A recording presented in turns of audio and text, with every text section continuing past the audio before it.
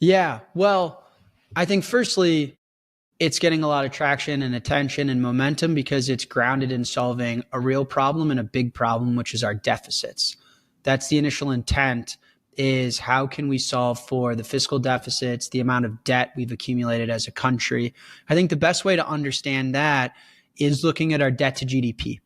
The debt to GDP is a metric that tells me how much have we borrowed from our future versus how much growth are we producing to pay it back. And when you have debt to GDP nearing 130%, you've realized you've over borrowed from your future without the correct investment in the growth to pay it back.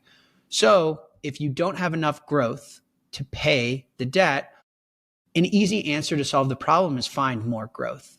And that's what I think we see in Bitcoin is it's the fastest growing, best performing thing you can own in human history, and especially over the last 15 years since it's been invented. And if you take a metric, David, like 60% annualized returns, Bitcoin has been growing over the last 10 years on average.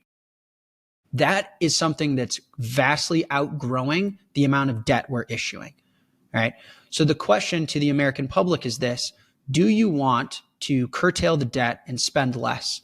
What does that mean for you? That means no defense budget. In case we need to go to war, in case someone attacks us, we can't defend ourselves.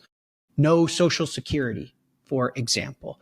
These are things that we as a country are spending money on to support the quality of life that we've promised for the current citizens and future generations. And so the question is, do we want to retract some of the things we've promised and given to the American people in order to bring the debt down and keep the growth at this certain level it's at? Or do we want to invest in more future growth while retaining the quality of life that we've granted and given the American people? And I think the proposal for owning Bitcoin is here you have something that's vastly outgrowing the debt required to issue the quality of life that Americans have and love. That is on its face why it's appealing, why it's interesting, why it's garnered momentum, is it's a possible solution to America's biggest problem, at least from a fiscal standpoint. What I don't think is talked about enough when we talk about America owning Bitcoin and the strategic Bitcoin reserve is, David, I think this would be the biggest announcement, economic announcement in American history, potentially. It would be on par with Nixon in 1971, except it'd be positive. And I don't hear that rhetoric enough in DC or on mainstream media. What I mean by that is in 1933, America made a massive announcement. What was it? It was, we're confiscating your gold. We're threatening property rights in this country, arguably. In 1971, America made a really big announcement. What was it? We're divorcing ourselves from the gold standard, which in more layman terms is we're divorcing ourselves from being governed by the immutable laws of Mother Nature. And we're going to enact our ability to debase your currency and inflate your goods and services. In 2008, America had a big economic announcement. What was it? Is we've done discovery and learned that big banks acted irresponsibly, but we're going to bail them out and burden the cost of their mistakes on the public. Now, in 2025, if America makes a big announcement, what is that announcement? It's not defensive. It's not reactionary. It's not against the best interest of the public. It's the opposite of all those things. It's positive. It's progressive. We are pro-technology. We're pro-growth. We're pro-innovation. We're pro-freedom. We're pro-inclusion, equality. We see a technology in its nascency, just like the internet was a couple decades ago, that we can invest in, that can address our fiscal situation and promote the entrepreneurial spirit and the innovators in this country. We want the next Amazons and the Googles and the Facebooks to be founded in this country.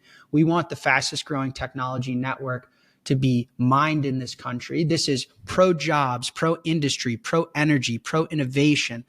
That to me is very inspiring because, David, also governments around the world, they own 2, 3, 4% of the Bitcoin network. So who owns it? The people, the public. The public had access to this long before Wall Street, long before governments, long before corporations. So this is an announcement that acts in the best interest of the public, that actually supports the interests of the people.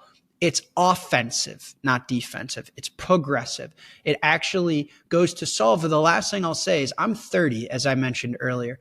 All of my peers, no one's close to owning a home. No one's close to living a debt-free life.